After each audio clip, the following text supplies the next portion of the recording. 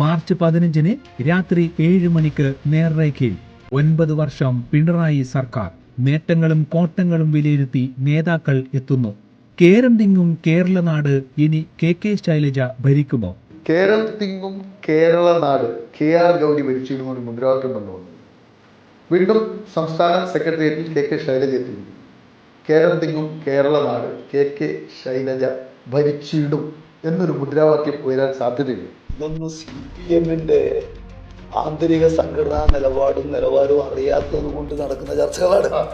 CPM-ന് അത്തരം കാര്യങ്ങളെല്ലാം തന്നെ വ്യക്തമായ നിലക്കുള്ള നിലപാടുകൾ എടുക്കാനുള്ള കരുത്ത് അതിന് ബന്ധപ്പെട്ട പാർട്ടി കമ്മിറ്റികൾക്കുണ്ട്. ഞങ്ങള് മുഖ്യമന്ത്രി വനിതയാണോ മുഖ്യമന്ത്രി പുരുഷനാണോ എന്നുള്ളതല്ലല്ലോ വിഷയം. ഈ നാട്ടിൽ വരുന്ന മുഖ്യമന്ത്രി ഈ നാടിന്റെ സജീവമായ താല്പര്യങ്ങളെ പ്രതിദാനം ചെയ്യാൻ ആർക്കാണ് ആ സന്ദർഭത്തിൽ സാധിക്കുക? അതാണല്ലോ തീരുമാനിക്കേണ്ട ഒരു വിഷയം.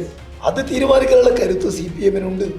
അതിന് കേന്ദ്ര കമ്മിറ്റിയും അതുപോലെ സംസ്ഥാന കമ്മിറ്റിയും എല്ലാം ചേർന്നാണ് അത്തരം കാര്യങ്ങൾ തീരുമാനിക്കുന്നത്. അതുകൊണ്ട് അത്തരം കാര്യങ്ങളിൽ നടക്കുന്ന ഊഹാപോഹങ്ങൾ അതുപോലെ തന്നെ ചർച്ചകൾ അവയൊന്നും മുഖവിലക്കെടുത്ത് ചർച്ച ചെയ്യേണ്ട കാര്യമാണ് CPM. പിണറായി തന്നെ 3ാം തവണയും ക്യാപ്റ്റൻ ആകുമോ? ഇത് സത്യത്തിൽ ഒരു PR വർക്ക് മാത്രമല്ല. ഇത് പിണറായി എങ്ങനെ ഭരിക്കുന്നു എന്ന് നിങ്ങൾ ആദ്യം ചിന്തിക്കണം.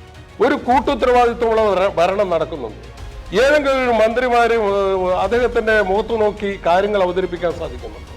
ഏതെങ്കിലും ഒരു MLA-മാർക്ക് ഈ മുഖ്യമന്ത്രിയുടെ അടുത്ത് പോയിട്ട് അത് അവരുടെ ഈ കാര്യങ്ങളുമായി ബന്ധപ്പെട്ട കാര്യങ്ങൾ സംസാരിക്കാൻ വേണ്ടി സാധിക്കുമോ?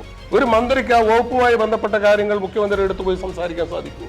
ഇത് മുഖ്യമന്ത്രിയെ കാണിച്ച് വെച്ച് ഒരു പുകമറ സൃഷ്ടിച്ച് മുന്നോട്ട് പോകുന്ന ഒരു കാഴ്ചയാണ് നമുക്ക് കാണാൻ വേണ്ടി സാധിക്കുന്നത്. മാണി ഗ്രൂപ്പ് UDF-ലേക്ക് വരുമോ? ലീഗ് UDF വിടുമോ?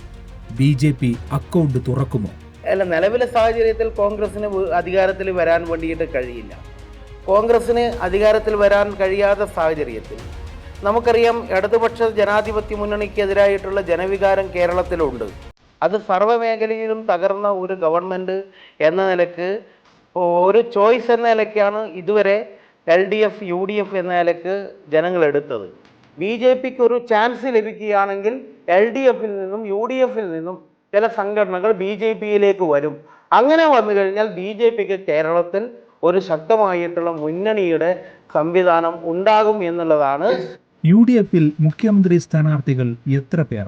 ഇത്തരം നിരവധി ചോദ്യങ്ങൾക്ക് ഉത്തരവുമായി CPM സംസ്ഥാന കമ്മിറ്റി അംഗം M Prakashan master, DCC president Martin George, BJP ജില്ലാ പ്രസിഡന്റ് ബിജു എളക്കുഴി എന്നീ നേതാക്കൾ മനസ്സു തുറക്കുന്നു.